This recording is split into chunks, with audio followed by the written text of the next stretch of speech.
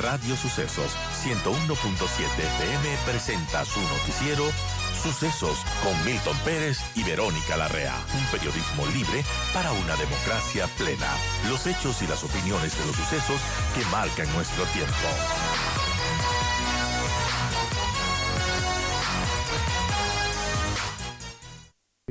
Saludamos a nuestro primer invitado cuando son las 7 de la mañana con 18 minutos.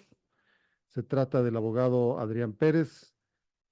Abogado Pérez, Edgar Vázquez le saluda. Muy buenos días. Tenemos Buenos días. una tensión en el país, eso es innegable. Eh, Más allá de que estamos al borde de las elecciones sobre estos temas normativos de los cuales ya no se puede hablar el día de hoy por prescribirlo así, el silencio electoral en vigencia desde las 0 horas de hoy. Pero le reitero, hay una especial tensión marcada por el déficit de energía eléctrica que se siente en toda la República y en algunos sitios incluso se habla de apagones de 10 horas, ¿no? Esto ha tratado de ser contenido por el gobierno. ¿Cómo lo está haciendo? ¿Bien? ¿Mal? ¿Cómo lo conceptúa? Bienvenido. Buenos días. Muchas gracias por la invitación. Bueno, el problema aquí es la sorpresa que nos ha dado el gobierno. Este problema es un problema que evidentemente se ha estado fraguando durante varios meses. Es imposible que un problema de esta magnitud haya sido algo tan sorpresivo. Y entonces aquí la gran pregunta es, ¿quién ocultó la información? ¿Es verdad acaso lo que dice el presidente Noboa de que fueron los propios funcionarios del ministerio que mantuvieron esta información escondida? ¿O que hay algo más? Aquí que quizás hay algo, la idea de que quizás este problema se puede posponer hasta después del plebiscito y quizás ese plan no funcionó. Es complicado. Ayer incluso se estableció de parte del gobierno una hipótesis que todavía tiene que validarse en el sentido de que se abrieron las compuertas de la presa de Mazar y que se dejó pasar el agua, ¿no? De la presa de Mazar que abastece al resto de represas que a su vez, mediante los procesos debidos, generan la energía eléctrica para todo el país. Unas horas más tarde, uno de los expertos que trabajan en la zona, uno de los expertos de SELEC, decía que Mazar no tiene compuertas, entonces es un poco difícil que se puedan desfogar las aguas desde esa zona. ¿Cómo ven ese sentido, ese tipo de manejo de parte del régimen?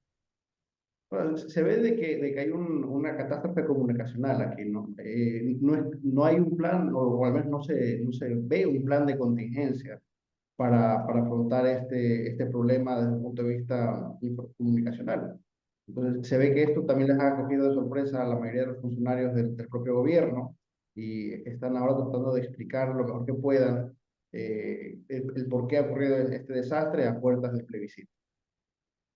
Ahora, el primer discurso del presidente de la República, especialmente desde el día martes, es formular la tesis del sabotaje, ¿no? Y de ahí que se haya formulado acciones de orden penal para 22 funcionarios con orden de prisión. En las últimas horas de ayer se supo que había una orden de búsqueda y probablemente de apresamiento para la exministra Andrea Arrobo. No se tienen los resultados, pues, de esta orden y probable operativo. ¿Usted cree realmente en esta hipótesis? ¿El sabotaje, el boicot? Bueno, yo no soy experto en hidroeléctricas, pero a mí sí se me hace un poco tirado a los pelos hablar de sabotaje.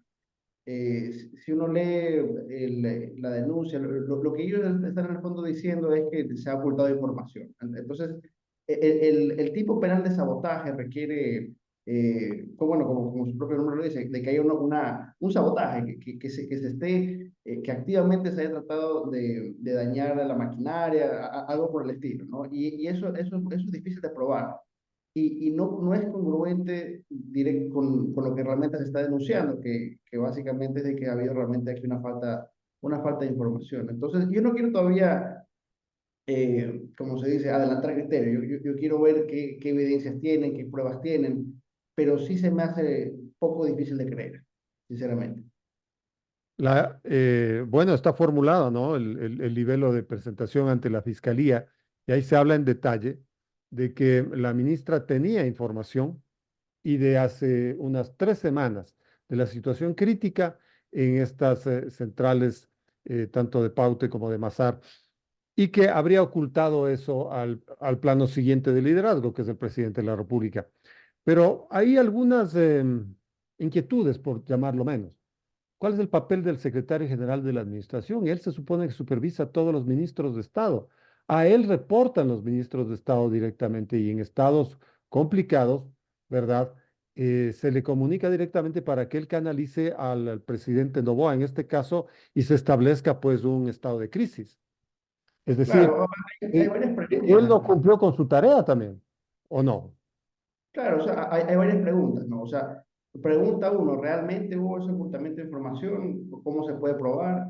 Segundo, ¿fue ese ocultamiento de información o una obra de maliciosa? ¿Fue realmente una jugada para hacerle daño al gobierno? ¿O fue simplemente incompetencia o falta de experiencia? Recordemos que la ministra no tiene, bueno, la ex ministra no tenía experiencia en esta área. Y su equipo, la verdad es que yo no conozco realmente cuál será su equipo, pero me imagino que tampoco eran personas nuevas. Entonces, estamos ante un malicioso plan para ocultar información y causarle un daño al gobierno, o estamos realmente ante una muy mala gestión por parte del ministerio. Esas son preguntas que se van a tener que discutir en la sede penal, ¿no?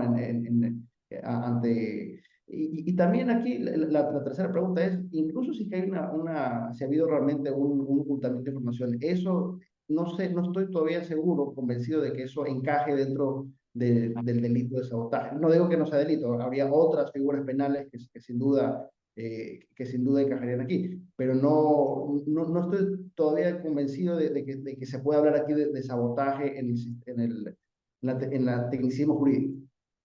Y probablemente si usted no está convencido, quizá esa sea la hipótesis de algunos otros ecuatorianos, ¿no?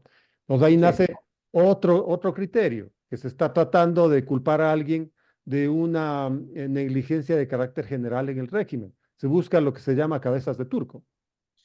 Sí, puede ser. Pero como yo le digo, lamentablemente esto ha saltado tan sorpresivamente y tenemos pero tan poca información al respecto que en este instante es realmente muy difícil hacer un juicio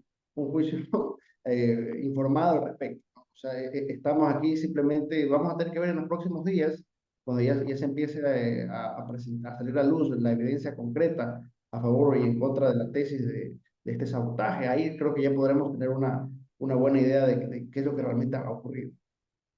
Este es el tema, como decíamos al inicio de la entrevista, es el tema que les tiene muy tensos a los ecuatorianos. Imagínense, no pueden desarrollar sus actividades laborales, no pueden tener paz en su propia casa, ¿no? No hay el fluido eléctrico que permita restaurar la normalidad. En ese estado de cosas, pues el régimen ensaya estas interpretaciones, pero también como que quiere eso quisiera preguntarle, como que quiere cambiar la atención hacia otros elementos. Por ejemplo, se acaba de presentar la noche de ayer los objetivos penales más buscados por parte del gobierno. El presidente de la República ya había anticipado que son objetivos básicos de la investigación policial y militar, y un poco para que todo el mundo dé la alarma y se los pueda atrapar. ¿Cómo ve usted ese llamado, ese anuncio? Pero es natural de que, habiendo explotado este problema aquí, el gobierno intente desviar la atención, como usted bien dice. Obviamente su mayor preocupación es que esto afecte los resultados de la consulta, ¿no? Y yo sé que no podemos hablar directamente de la consulta, pero claro, eh, Bueno, no aquí se puede hablar de las preguntas de la la consulta. pregunta, sí, sí, sí, Claro, no, de voy a todo hablar de manera muy general, el ¿no? ambiente previo, sí, Sí, vale la pena, sí. ¿no?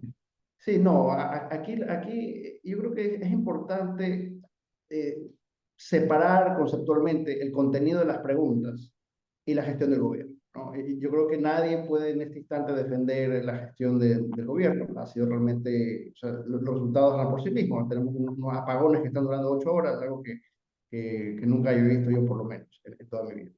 Pero por otro lado, el contenido de las preguntas es totalmente independiente de la gestión del gobierno, ¿no? Lamentablemente aquí en Ecuador se ha generado esta idea de que las consultas son concursos de popularidad.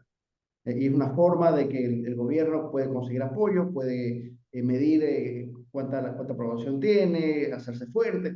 Y lamentablemente es una perversión de lo que realmente son las consultas. Las consultas son formas de promover reformas al marco jurídico con el consentimiento de la población misma, ¿no? Y dentro de las reformas hay cosas muy interesantes. Lo que hay que hacer es ver pregunta por pregunta, pensar por qué esto puede ser positivo o negativo y votar en razón de eso. El gobierno de Daniel Noboa, sea en el 2025, sea más adelante, se va a ir. O sea, los gobiernos cambian, van rotando, pero las reformas son las que se nos quedan. Y eso es lo que tenemos que nosotros pensar cuando vayamos este domingo a las urnas. O sea, lo que usted propone a la gente, a los oyentes, es que el día domingo, una vez que estén ante la papeleta, ¿no? Que se concentren en ella y que no contamine al hecho de votar, si es que les gusta, no les gusta el presidente, lo que ha hecho, lo que no ha hecho. La Es consulta correcto. es sobre 11 temáticas concretas y nada tiene que ver este tema de los cortes de luz, tema de la Embajada de México o cualquier otro tema. Eso es lo que nos sugiere. Es exactamente lo que estoy diciendo. Y lamentablemente aquí en Ecuador no se piensa así.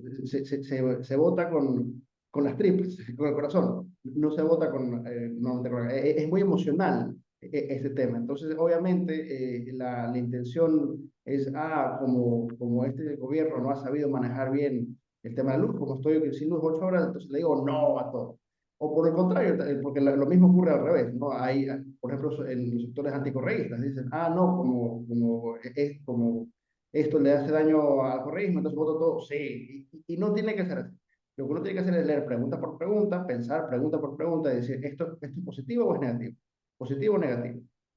Y ahí uno tiene que votar de esa manera.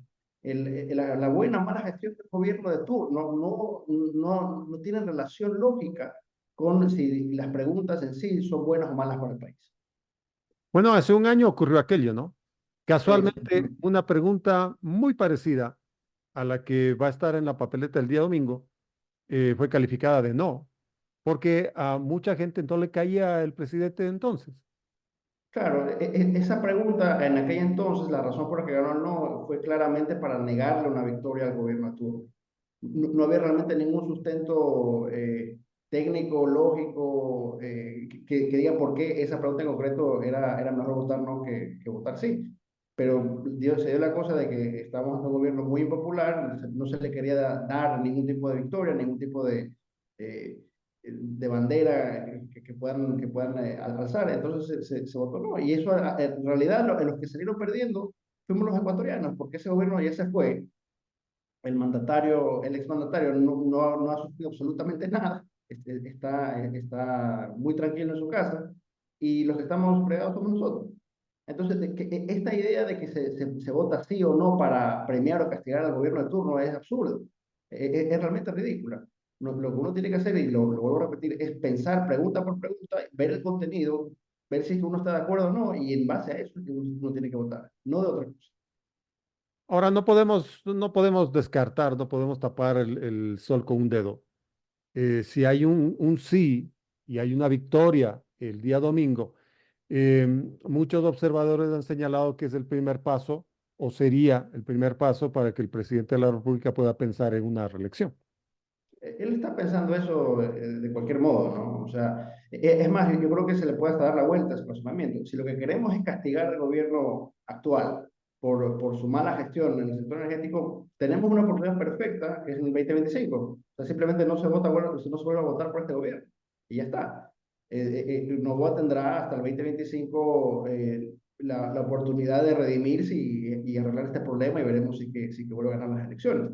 Pero las reformas que él está proponiendo, temas como la extradición, el arbitraje, son cosas que van mucho más a fondo, mucho más que no. cuyos impactos no tienen nada que ver con el gobierno de turno. Es algo que va a llegar realmente al meollo de, al fondo estructural de cómo funciona este país. Ahora, estamos dialogando con el abogado Adrián Pérez cuando son las 7 de la mañana con 33 minutos en el noticiero Sucesos. Le decía, más allá de los contenidos del día domingo, que lamentablemente no podemos en este momento detallar ni incidir, pero el gobierno mantiene un plan muy concreto de combate a las mafias, que se mantiene desde enero de este año con el estado de excepción y sobre todo con la declaratoria de conflicto interno. El gobierno tiene que seguir adelante con esto.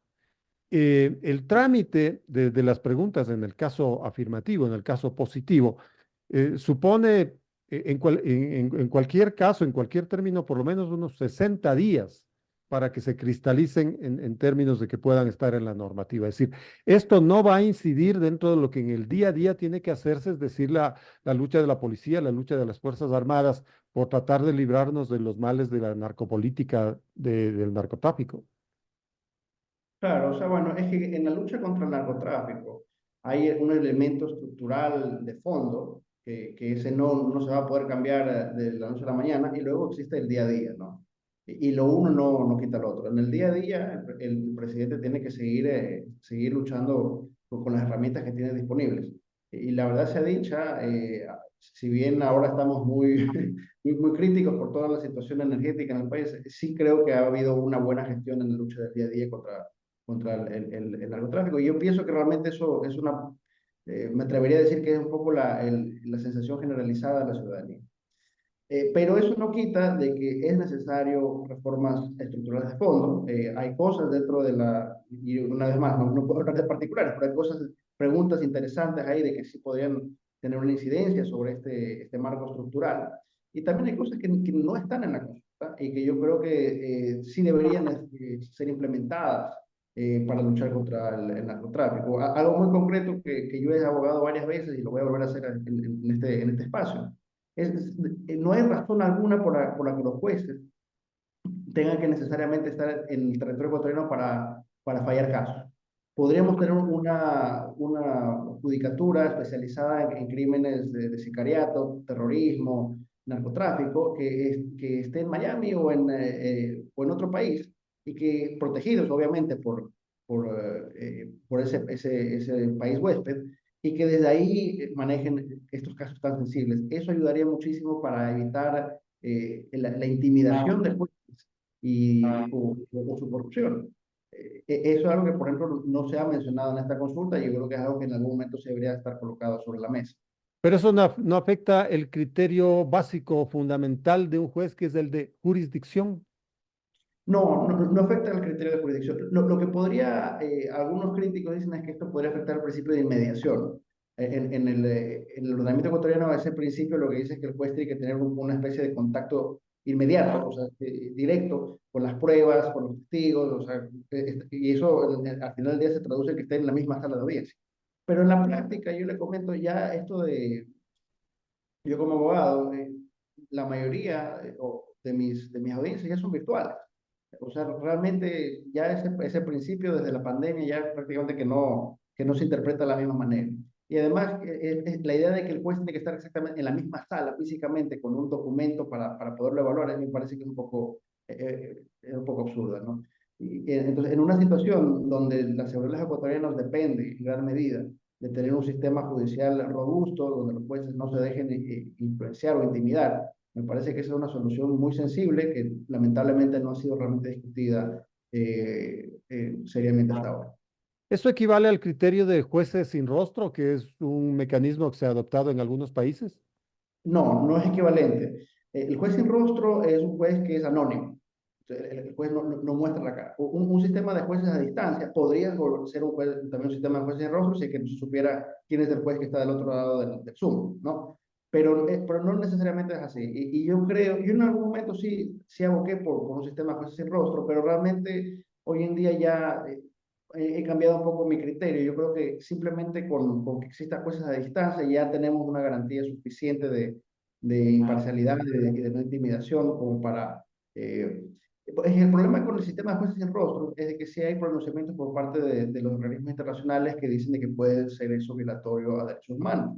Porque si el juez es anónimo, entonces realmente hay una falta de garantía de que ese juez realmente vaya, o sea, por ejemplo en Perú hubo abusos con el sistema de jueces sin rostro porque el señor Fujimori empezó a utilizarlos para perseguir a niveles políticos y no se sabía quién era el juez que estaba detrás, ¿no? Entonces, sí, sí es verdad de que el sistema de juez sin rostro tiene algunos problemas que lo hacen menos deseable que simplemente un sistema de jueces a distancia. Pero la propuesta suya es en todo caso que el juez no esté aquí en territorio ecuatoriano, o por lo Ese es menos mi que propuesta. esté lejos de los acusados. Exactamente. Es que no hay ninguna razón por la que tienen que estar aquí en Ecuador para fallar el caso. Así que las audiencias ya son casi todas virtuales. Podría estar fácilmente en Estados Unidos, en España, en donde sea, y bajo protección con su familia ahí. Entonces, ahí se le hace mucho más difícil al poder del narcotráfico intimidar al juez. Y me parece que es una reforma positiva que lamentablemente no ha sido todavía realmente discutida. Intimidar o comprar, porque lamentablemente lo que se ha visto con Purga, con Metástasis, con Plaga, es que los jueces han cedido pues ante dinero, valores, regalos, etcétera. Exacto. Es la vieja lógica de plata o plomo, ¿no? Claro, claro. Mm. Vamos a seguir conversando al respecto, abogado Pérez. Le agradezco por estos minutos. Por supuesto. Muchísimas gracias. Gracias a usted. Estuvo con nosotros el abogado Adrián Pérez. Son las 7 de la mañana con 40 minutos en Noticiero Suceso.